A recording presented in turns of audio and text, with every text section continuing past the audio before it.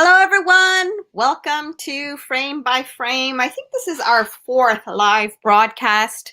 My name is Omme Salma Rahemtullah, and I, along with some other ex-employees of the Nickelodeon Theater, put together Frame by Frame Film Club as a way to continue the work that we were doing and were unable to do during pandemic. So it's been really nice to be able to gather once a month to talk about film and to have guests join us and talk about some of the issues that come up in the film. We today are discussing the film Four Lions, and I hope everyone's had a chance to watch it on Canopy. Canopy is a free film streaming service that we get access to through Richland Library. So a big shout out to Richland Library for providing that amazing service to residents of Richland County and South Carolina. And today I am joined by Nadia Hasan, who is the COO, Chief Operating Officer of the National Canadian Council of Muslims. I got it right, NCCM. Council of Canadian Muslims? What is it?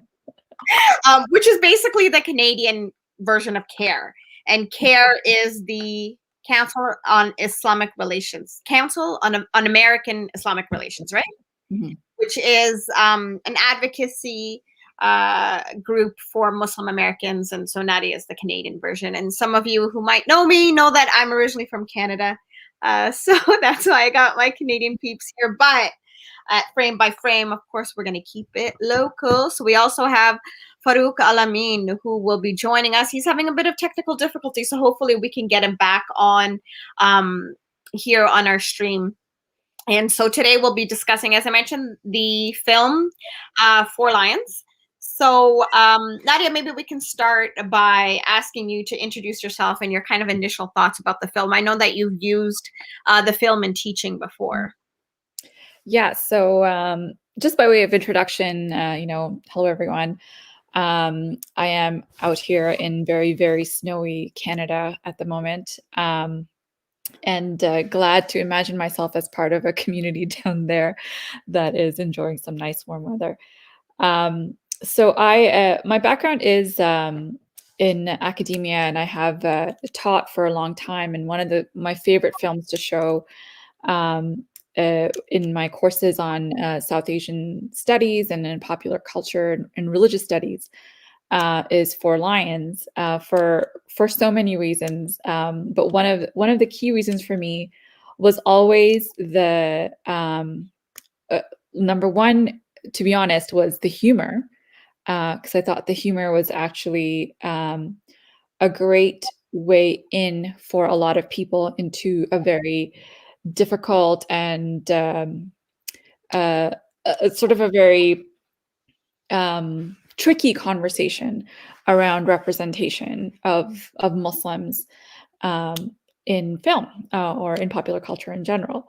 So that's why it was like one of my favorite movies to show. There's just so much to tease out in here. Every single character brings with them such a wealth of questions about, who they are, where they come from, how did they turn to this particular project, so to speak, and really like what does it look like to be on the inside of these conversations, and whether, obviously, there's a lot to be said about whether or not that's even a useful or even accurate depiction of what that looks like. But I think that feeling is something that grabs people, draws them into the conversation, and is actually a really great way to start deconstructing and also constructively sort of thinking about the so many things that are wrong with the film as well. Yeah, definitely. Yeah. But I think the satire and the comedy is definitely an easy way into this conversation. And I mean, I don't think for all that have watched the film, I'm just going to put a little caveat out there. Like, the film was made before the Boston Marathon bombing. It hasn't necessarily aged well, but its message, I think, is still so pertinent, right? And we'll talk about some kind of more recent examples that the film can be related to in media. But it does a great job at satirizing the already unrealistic or inaccurate perceptions of Muslims, especially Muslim men in the media. And they just do such a great job. Like, I think that for me is the favorite part of the film. Like, they're able to satirize these just ridiculous Western perceptions of terrorism and of Muslims. And really, I mean, you'd have to know, I think, of the stereotypes, Yeah. and then move the next step forward, which is to satirize them. Yeah, and I think it's also like the other part of it that is really, I think, enticing is just the banality of like their everyday interactions. So like it just is so mundane, and it's so like, these logistical things that they're figuring out, like, their shopping lists and whatever. So it's really, really very interesting to kind of think of it of all those things through satire for sure. Mhm. And one of the kind of mundane things that has to be done is making these terrorist videos that they make, like that's just like the logistics of all. It's like what you're saying, like these things don't just happen. They take a lot of work. And we see this one clip in the film, which we'll play right now. It's the Waj clip, where Waj is trying to make his terrorist video. There's all these like, your gun's too small, and then Yeah. you see later that Omar's editing the footage, and I think the banality of it all is also very interesting. So we'll watch that clip.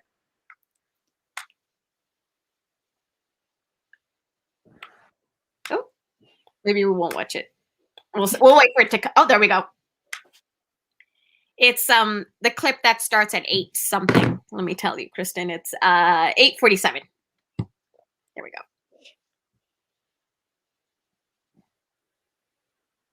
Oh, wait, we have to wait for the ad. And I don't think your volume's on, Kristen.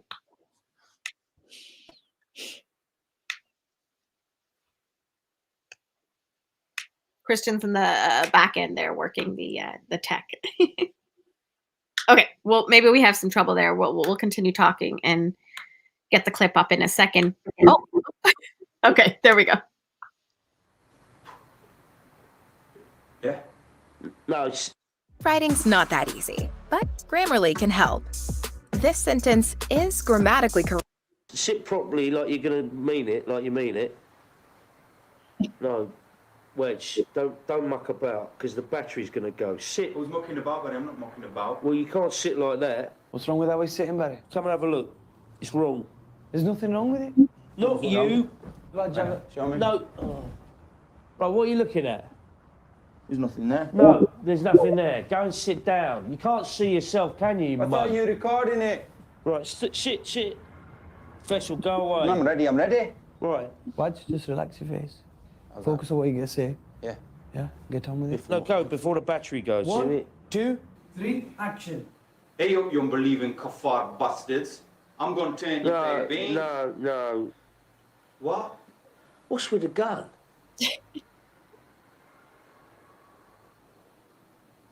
Proper replica, man. What for? Action, man. Replica F-47. It's too small, man. Not too small, brother. Me hands. Your hands are... Big hands. Brother. You can't do it with that gun. Shut up, Barry. Try it without our kid and let's go. It's too small, believe me. I'll hold it near the camera, that'll bigger it. Oh, I'll what? That'll bigger it. No. Yeah, go now. Hey, you unbelieving kuffar bastard. No, this is absolutely stupid. These are the outtakes, the bloopers. So. He looks good.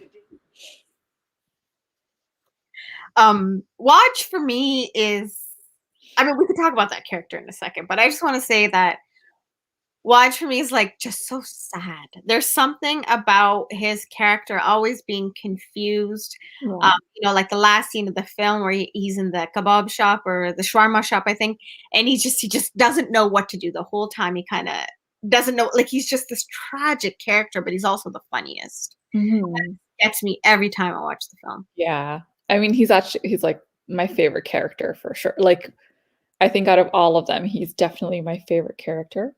And I think partly because he is so, I kind of want to say like he's very honest in a way, right? Because when he's conflicted, and he is not like trying to talk himself in or out of anything. He's like actually just like, oh, I'm confused. Am I confused? Do I have my confused face on? And then he checks to see if he has his confused face on. But but you know, like it's actually quite sincere, his engagement and I think even and his process of like questioning and stuff that's what I really, really like about him. And just the like, this is one of the kind of like, I think, stereotypical characters we see, you know, represented and then kind of deconstructed, right? Like you said, that, you know, it's not, you know, a sure shot. It's not always like a straight path, conscious, you know, effort or Like plan. Barry, right? Yeah, like Barry is like super on it. He's in it, you know. Yeah. And I think that says a lot about the white character being, you know, in it and on it, which we can talk about. But exactly what you were saying, like this confusion, this re-questioning is part of that that conversation about, you know, extremism or even just religion in its simplest form. Yeah, and in some good. There's Yeah. We have Farouq. Yay! Can you hear us? Hello. Yes. Great. Oh, super. Okay, so we'll just take a little pause on our conversation there, Nadia, and take this opportunity to introduce Brother Farouq. Farouq Al-Amin is a local, you know, South Carolina, Newberry-based Muslim activist and organizer with Masjid As-Salam, which is on Monticello Road. So some of y'all might know where it is. I think it's probably one of the oldest masjids in the city. So it's great to have Farouq join us. So Farouq, we were talking about the character in the film of Waj. I don't know if you remember which character. He was the most goofiest, the one who was very uncertain about his participation in this terrorist plot. So what kind of are your thoughts on him or your thoughts in general about the film? Okay. So which characters are we on as of now? Waj? Yeah, Omar? Watch. Hello? Oh, can you hear us? Boy. Waj. In and out. I'm gonna put it in the chat. Can you hear me? Yeah. Give me a thumbs up if you can hear me.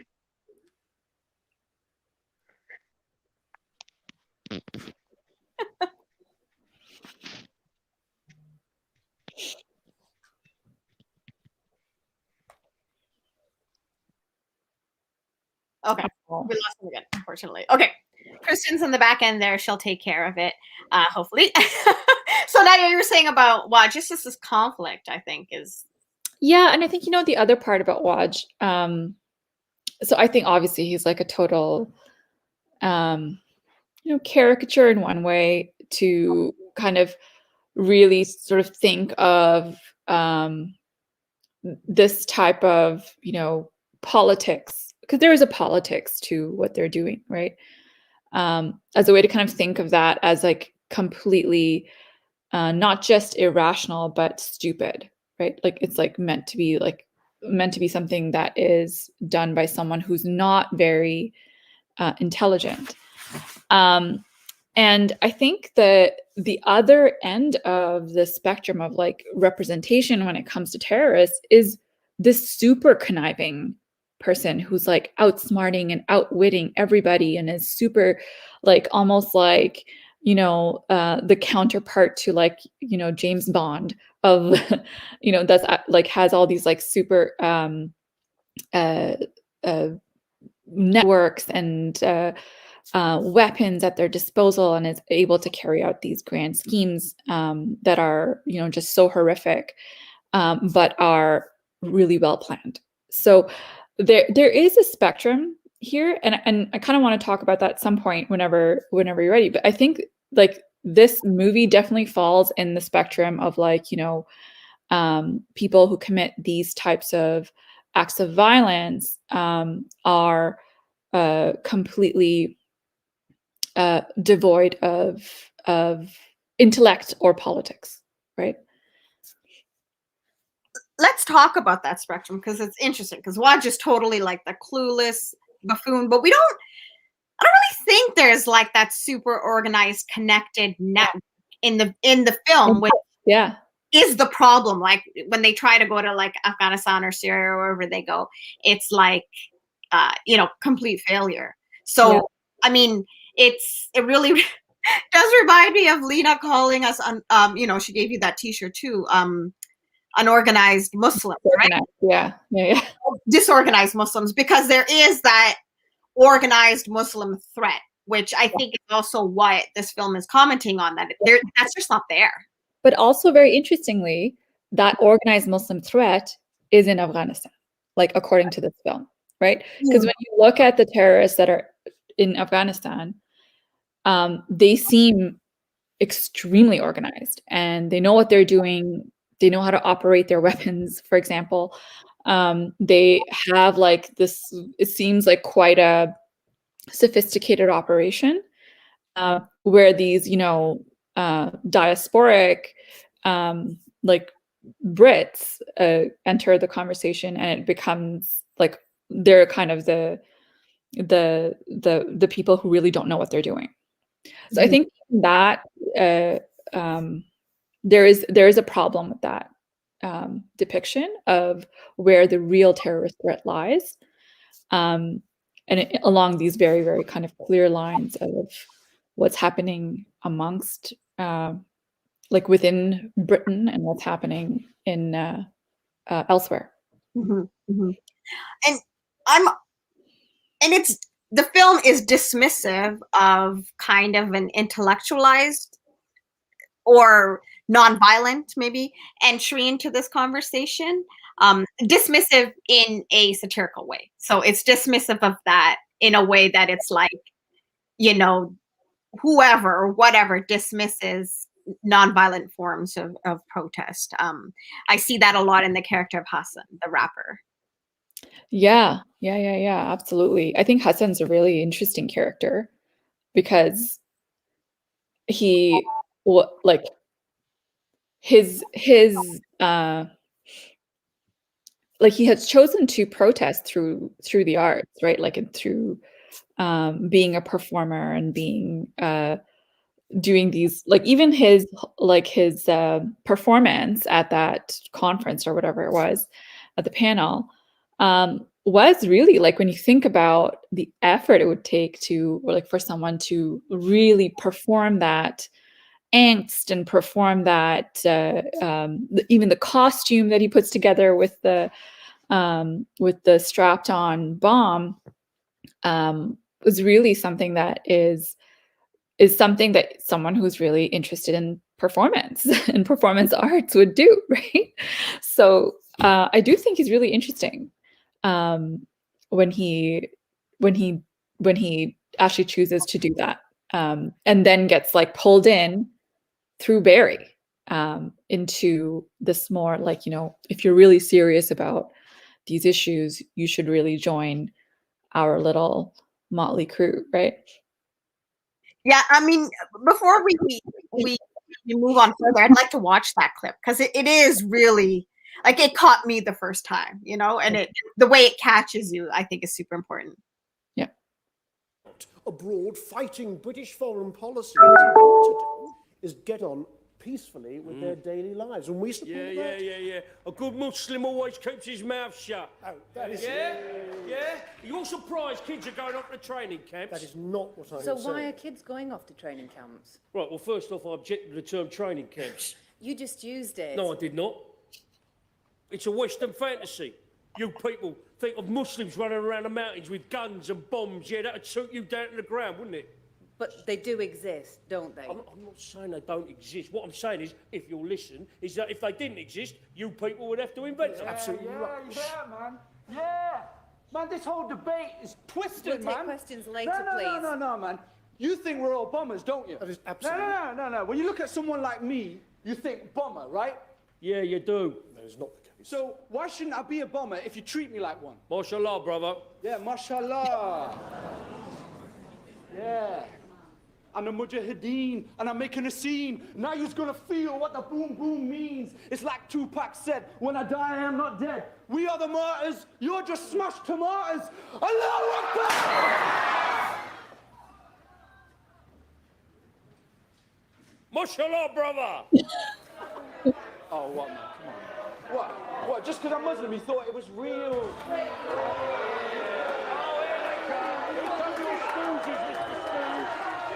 Police state! Wrong state! Police state! Police state! Imagine the name, brothers and sisters! The Parliament of Cuba! He's being rendered! He's being rendered! Oh, I can't hear you. Oh, sorry. I mean, that was such a great scene, and I know that brother Farouq and I, chatted about it earlier, and I mean, it's unfortunate that he's having technical difficulties to be able to join us, but I think he also was saying like that is another kind of, I mean, stereotype, but like it's like, how do I say it? I think it's a stereotype that's it's a characteristic of a form of protest that the West won't allow, or whiteness won't allow, or the state won't allow. Not that I need to want to compare this way, but when Kaepernick, for example, has peaceful protests, it's rejected, right? Like if you don't perform your stereotype, your form of interjection in your form of protest is rejected, like it is in this clip. That's actually a really interesting point. And I think that's like, that's actually even like, I think further complicates what's happening in this scene in terms of forms of protest. But I think it's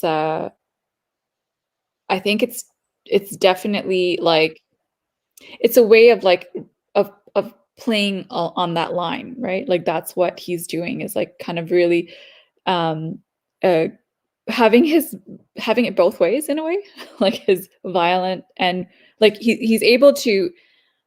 I mean, first of all, can I just point out that I don't know why nobody in that audience runs away? Like when he starts, like why didn't anyone get up and leave? Like why is everyone got up and opened the vest? No, everyone was like, "Oh, yeah."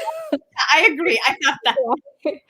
Why aren't people leaving? So again, it always struck me that it's fascinating, but I think it's like what he does there is, I mean, definitely a form of protest, but also I think this way of performing that really kind of twists with like people's perceptions and their like whatever sort of stereotypes they hold about Muslims. Mm-hmm. And I want to point out another funny thing. Throughout the film, you see this a few times, but the white guy Barry, his name is Azam al-Brittani. Yeah. He's a wild character, and like this film is directed by a white guy, Chris. Do you know his name off the top of your head?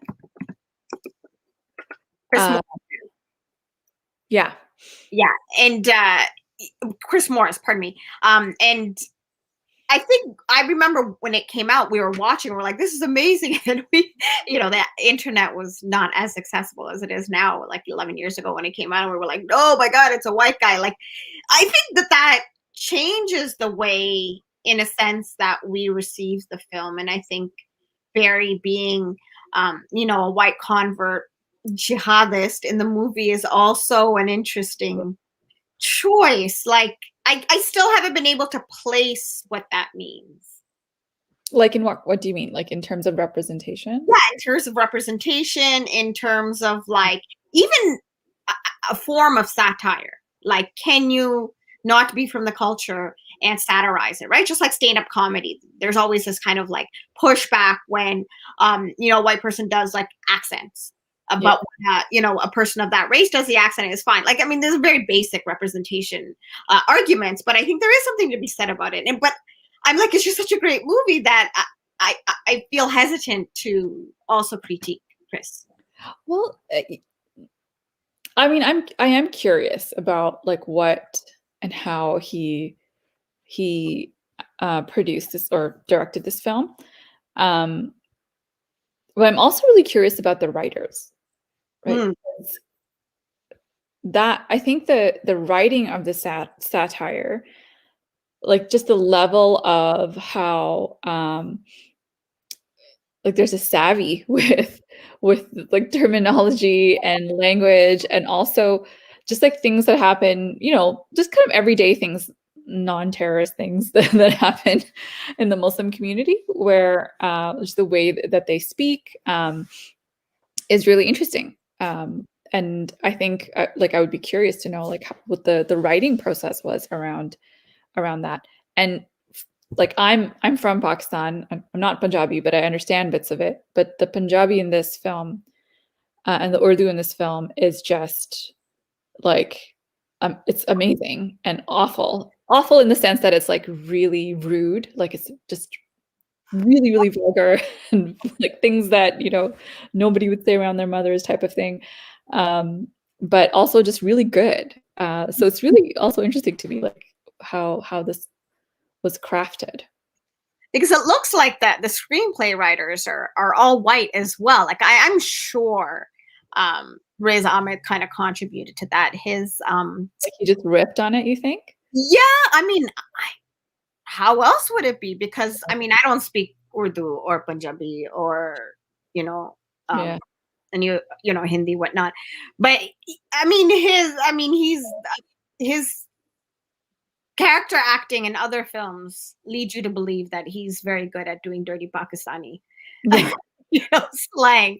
So I mean, I have to imagine that like when they're in the car on the way to the airport and Barry wants to go with them, and I'm thinking that's the part you're talking about, right? Like it is dirty. There's so many parts where they're like they talk about like the as just someone who like is from Pakistan, like those are not even things that I've heard like amongst my community. So it's really, really kind of hilarious to hear that in a film. Mm-hmm. And a film directed by a white man. It's even I've heard that, is amazing to me, Sorry, I'm trying to call Farouq on my phone. Maybe that will. Wa alaikum salam. Now let's try this. Brother Farouq, we were talking about. Yeah, we can hear you. Oh, sorry. Yes, we can hear you, Brother Farouq. So we were talking about the characters of Hassan and a bit Barry, but Hassan is the one that was the student in the lecture who had the fake bomb. What were your thoughts on him as a character, and also as a stereotype, and maybe not as a stereotype? As a character, what I picked up was that he contrasted very well a general, what I call a generalization stereotype, to generalize Muslims in a category. So he contrasts that by what our media does today. Some stereotypes, and to me, that was sort of that thing was sort of the essence. It was the essence of everything in the movie. To me, it summed it up. How fears versus facts, or facts and research. That when he said at the end, you really thought because I was a Muslim that it was a bomb, didn't you? And I think that was an excellent line in the character part that he was playing, to show how easy it is for people to assume what he was about as a Muslim, and to put it in a general box, to generalize all Muslims as a terrorist or jihadist or extremist. I think the portrayal to contrast, and then at the end it was just a joke Yeah. to show how people are so uptight with misrepresentation of Islam or Muslims in general. Hmm. And I think the contrast that, you know, I think the film did, as we were saying before, like a great job of kind of picking out these different stereotypes, right? So we have the kind of goofball Waj who has no idea what he's doing. We have Hassan who's like really trying to use maybe a more intellectual approach, you know, and gets swayed by Barry that, you know, nonviolence is not the way to go. Another character that I just found fascinating, I think, and the way the film was able to portray this character is, I think his name is Mohammed. He's Omar's brother. He's the super quote unquote religious one with the skull cap. And we'll watch a clip from the water pistol fight clip, where you see the contrast between Omar, who is, you know, the terrorist, and his brother, who, you know, in the end, the surveillance, what is the word I'm looking for? Sort of like a surveillance counter-terrorist SWAT team. Yeah. And they break into his apartment and they think that he's the terrorist, right? I just think that was such a smart move during the film. So let's watch that clip and then we can talk about it. Great. Ahmed. Oh, my, it's your brother. Come in. No, I'm okay. Just come in and sit down. Ahmed, क्या हाल है? अस्सलाम वालेकुम. वालेकुम सलाम. आगे बैठो. मैं इधर ठीक हूँ. Just come in and sit down. आगे बैठ जा, man. ये यहाँ से जाएंगी. I'm not in the same room. You can come in. Yeah, you are. I'm not. The wall has been taken out, so you are. Bro, we come to drop some fatwas because we just had the carpet cleaned. ओमा, मुझे तुमसे violence के बारे में बात करनी है. इस घर में बहुत खून खराब है. इस घर में? Not in this house, bro. Freedom, bro, you got some. All right, go easy. Okay. Yeah, come on. I told my you got 30 seconds. What are you teaching him, Oma? Bro, it's a water pistol. Have you lost it? Have you got 150 quotes from scholars saying that we can't squat a water pistol? Oma, there is no justification for what you are planning. What am I planning, bro? You tell me. Wanna know what I'm planning? Yeah. Sure you can handle it, bro? Yeah? Yeah. You ready? It's not a proper plan yet, yeah? But what I'm thinking, inshallah, I'm gonna go upstairs and run a hot bath. Right, no, listen. Come back down, make beans on toast. Proper hungry. Very funny. What? ये जो तुम मजाक कर रहे हो ना, ये तुम्हारी कमजोरी की निशानी है. Is it, bro? Have you got opinions to back that up? I've got 18 opinions, all very good ones. You know what? It's not top trumps. Muslims are out there getting pasted and you're sitting there going, I've got 60,000 opinions saying we can't fight back, we have to measure our dari with a ruler and lock our wives in cupboard. That's not kamzori, is it, bro? Huh? Is that mazakh? It is not a cupboard. It is a small room. Oh, come on. It was a flipping toilet till you took the china out. I don't argue with women. Ooh. No, you don't. You'll lock them in a cupboard. Oma, your wife is out of control. Bro, I don't know how to control her. Help me out. Oh, am I out of control? Oh, do it again, it won't fight back. No, actually, what am wait. I like? Oh, Obey I'm me, out of wife. control. Obey me. Go and do it. Fight back, brother. Come.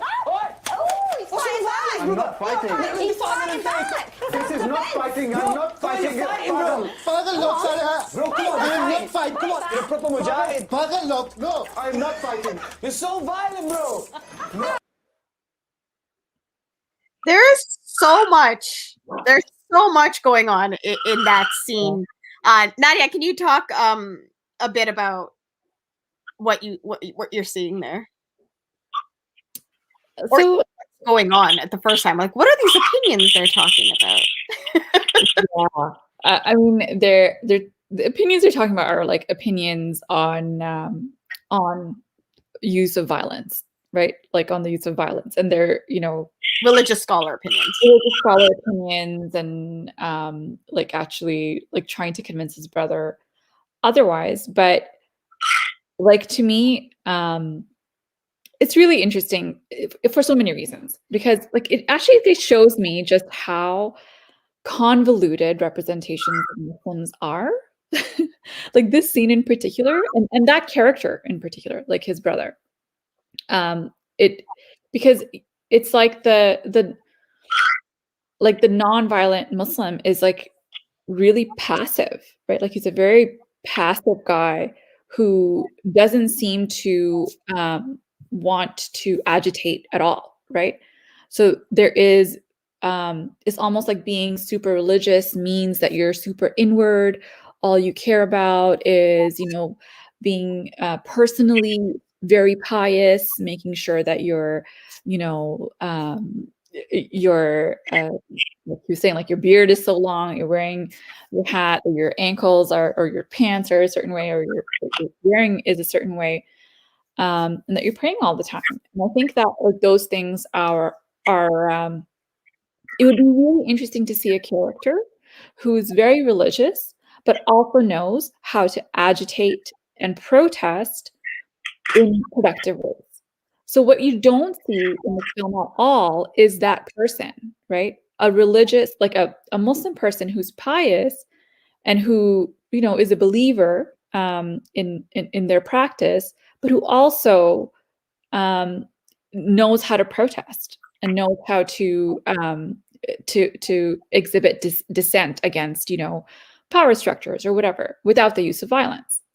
So we're left with very little choices, right? It's like either you're a total joke on the verge of becoming a terrorist, or you're this extremely pious person who, like, you can't even imagine how he functions in society, right? Like if he cannot even speak to a woman, right? But it's often that, also, like, to complicate it more, it's often that kind of pious looking Muslim that we associate with terrorism, not this kind of character, Omar, you know, who's super assimilated. I'll use that word in quotes because I think this is what they're trying to show, that he is super assimilated. He doesn't have an accent, you know, whatnot. That in this movie we're left with little choice, but we're also questioning why isn't he the violent one, I think. Yeah, I think that's absolutely it. Is like, yeah, Brother Omar? Yes, can you hear me? This is Farouq. Yeah. Yeah, I just wanted to comment on that. I think it was a very significant contrast by the filmmaker, and I think it was an internal thought process to show, as Nadia said, either you're extremist jihadist or you're so pious and spiritualist that you have no middle ground or concern. And I think what happened is reason intentionally to kind of make people question, okay, is that Islam? No. Is that Islam? Maybe. Because it also makes me think of our Prophet Muhammad sallallahu alaihi wasallam in the Quran, which says, avoid two extremes. Avoid being extreme on one end and avoid being extreme on the other, but find the middle ground.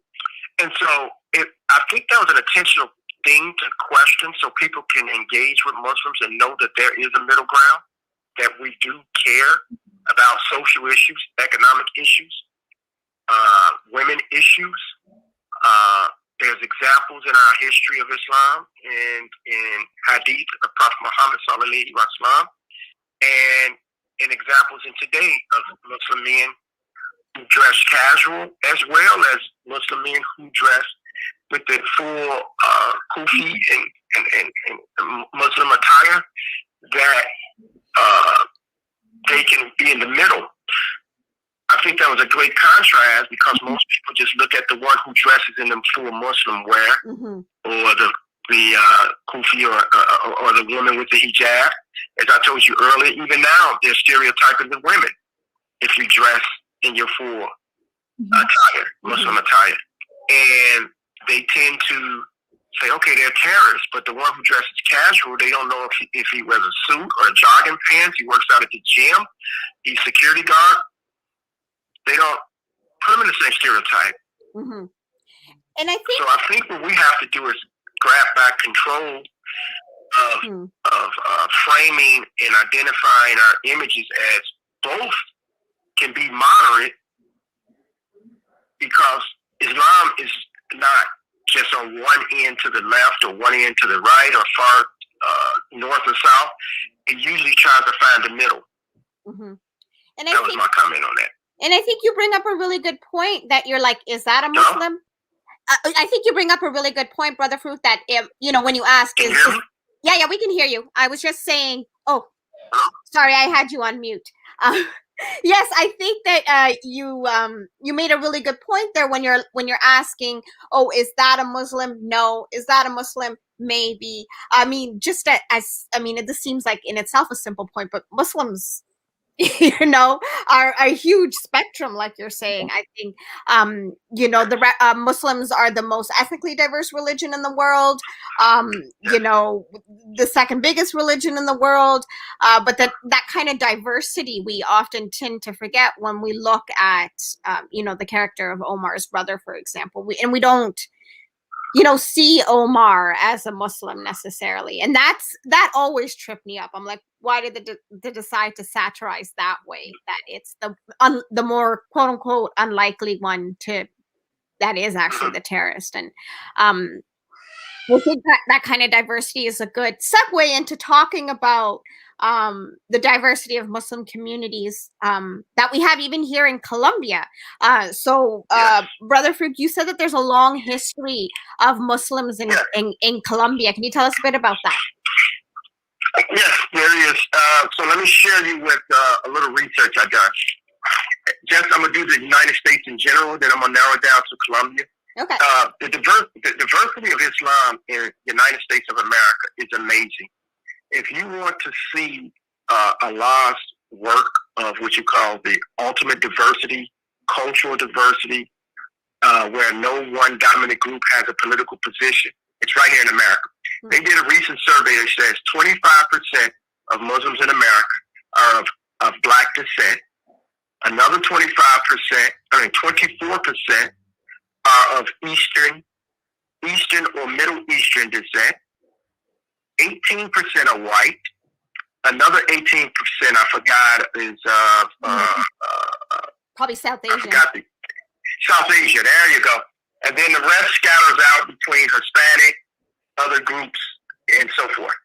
Isn't that is diversity that I'm glad you made diversity in America. Now, in Colombia, I'm a member of Masjid Al-Islam. The history of Masjid Al-Islam is that it's one of the oldest masjids in Colombia. A lot of the brothers and sisters from the different masjids that I'm mentioning here sometimes refers it to as the mother of the masjid. It's like the first, one of the oldest.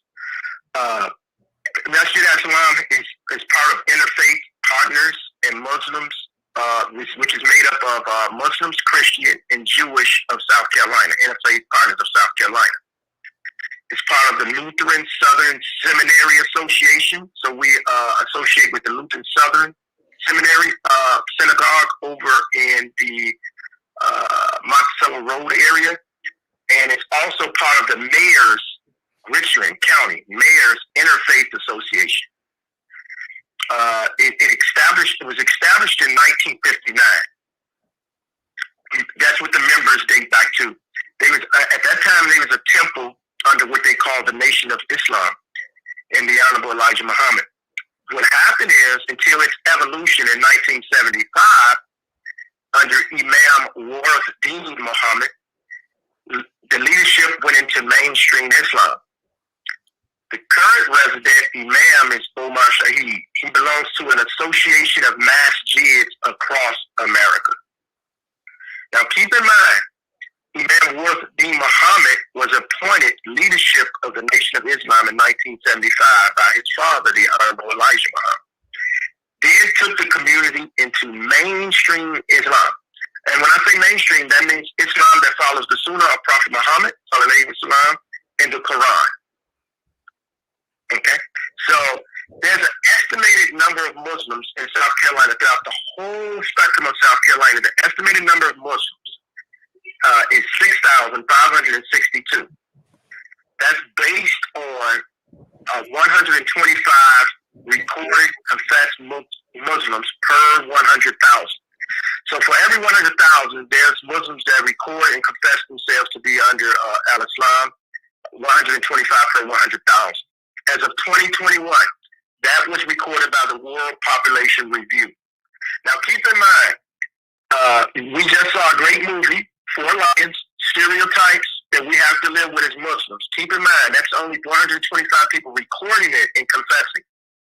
Because we also know that when you plant fear and hatred against a group or based on its religion or ethnicity, everyone is not going to record themselves or confess themselves, which you call survival state. Right. Just for the sake of survival and being able to practice your religion. Mm-hmm.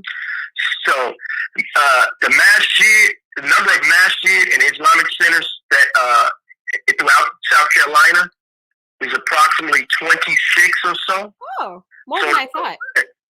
Yes, it's approximately 26 or so.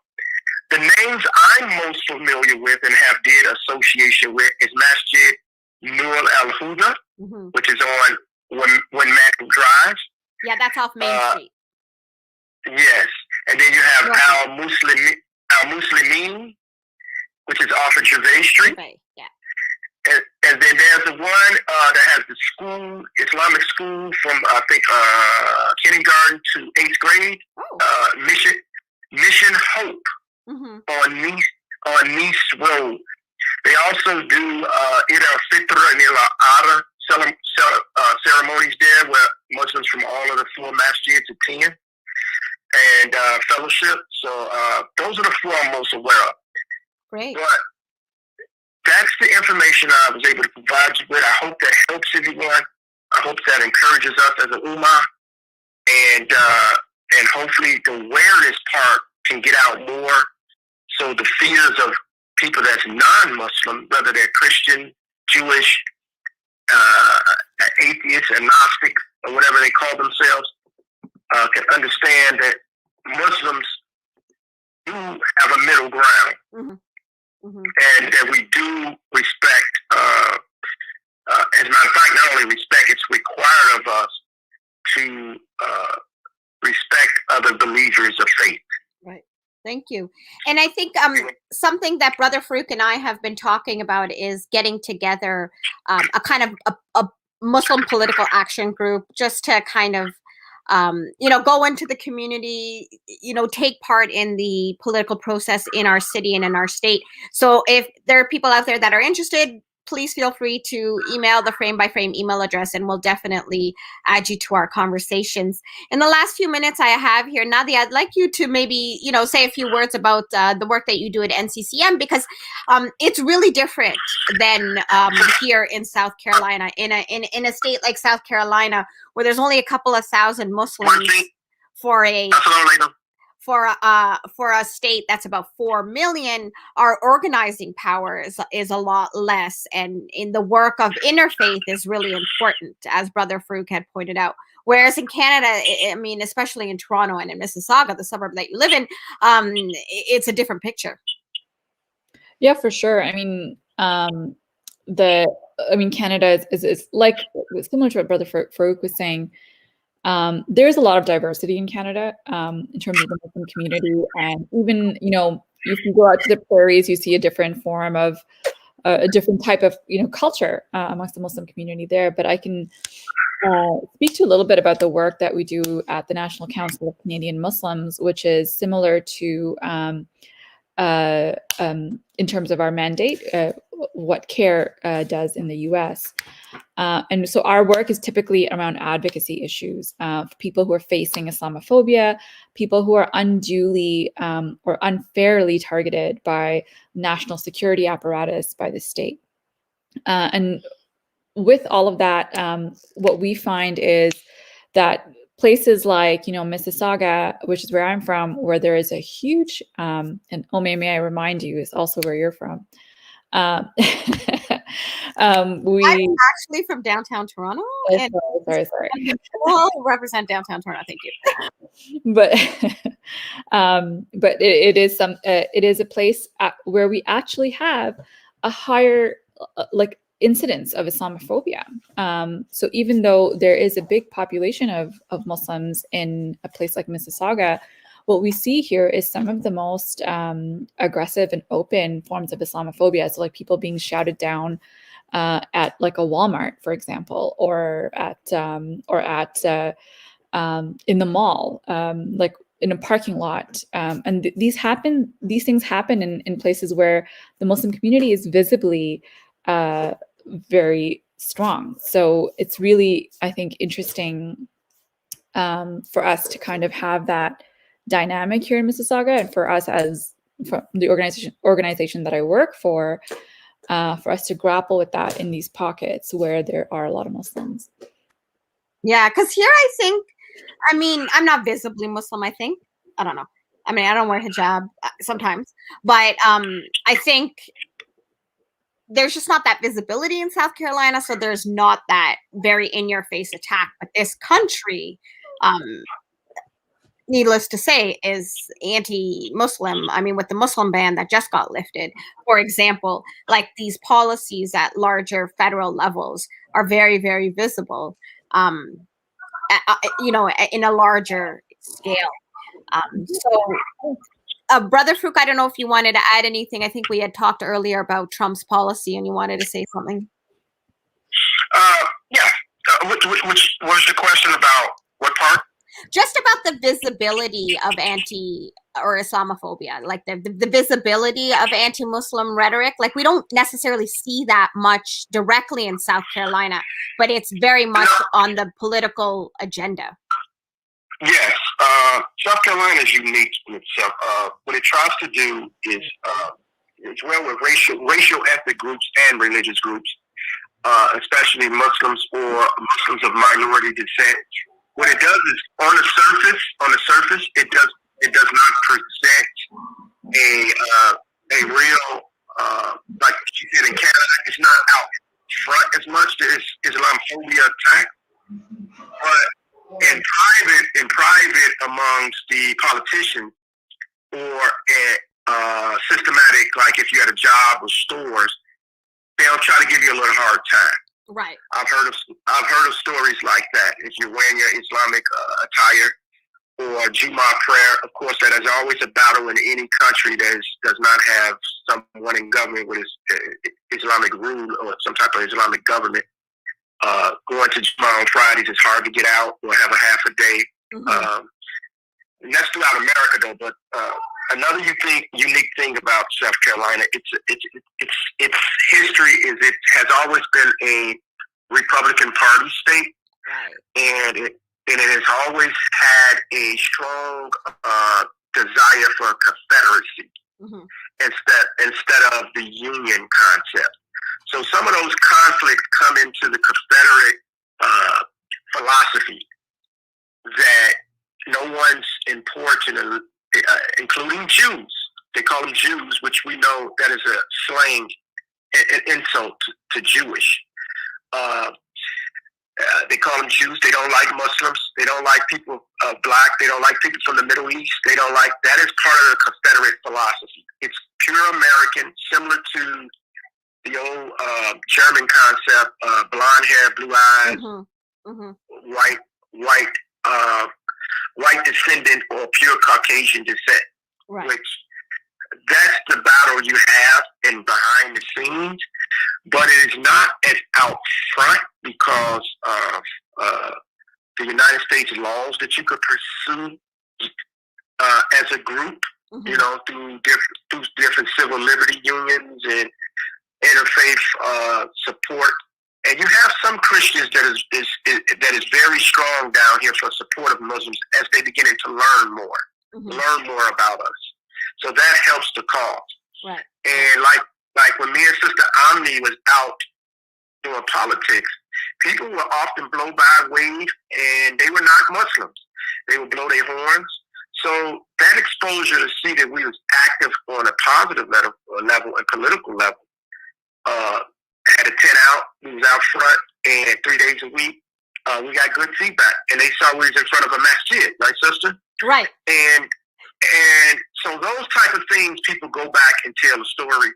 And so if you, in a sense, it's hidden, but if you do it out front in the public, you may get some people who frown upon it and say, hey, don't mess with them like that. They're Muslims, or this, that's a Muslim woman, because they've seen some of the good work we have done in the community. Right. And I just want to end on that note. For example, recently we just at Masjid Islam, give you an example. We raised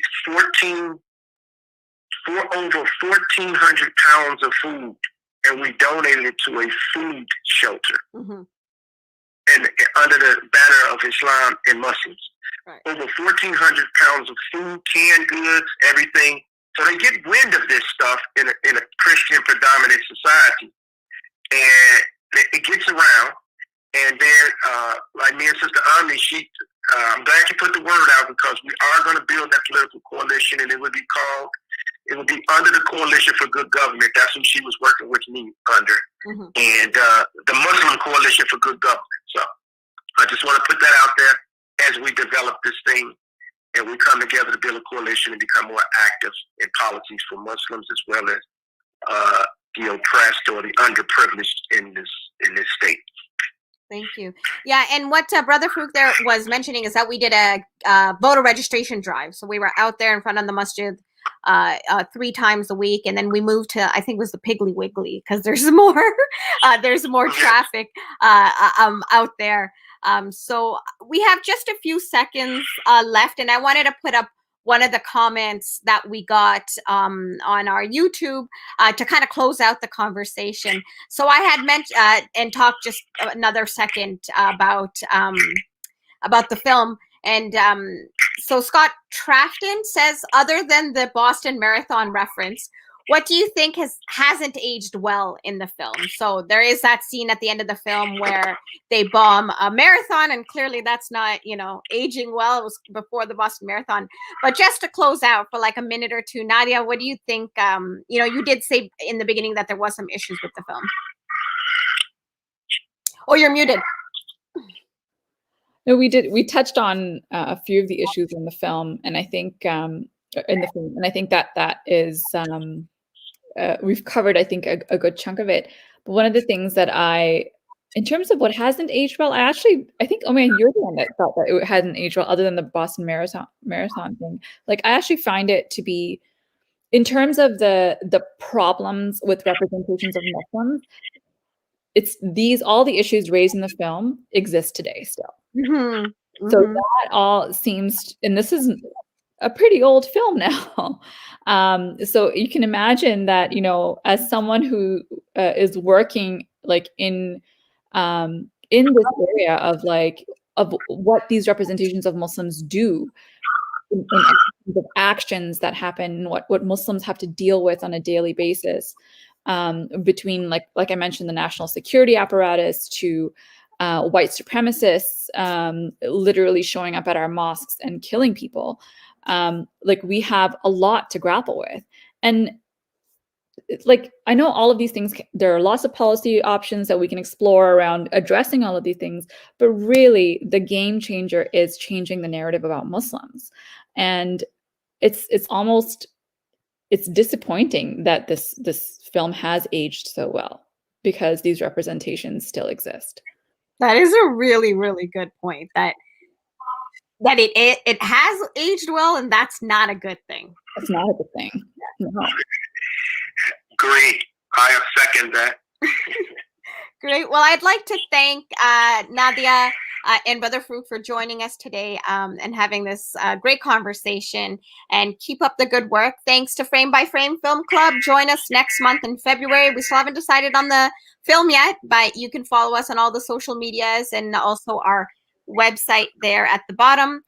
And we are on Instagram and on Facebook. And thanks to Kristen, who's doing all this amazing work in the background, getting up all this nice, displays here with our information. And again, if you would like to get in touch, please do email us at the Frame by Frame email address, which is on the website. And we'd love your input and suggestions for films in the future. All right, y'all. Take care. Bye. Bye. Salam. Bye. Welcome. Salam alaikum.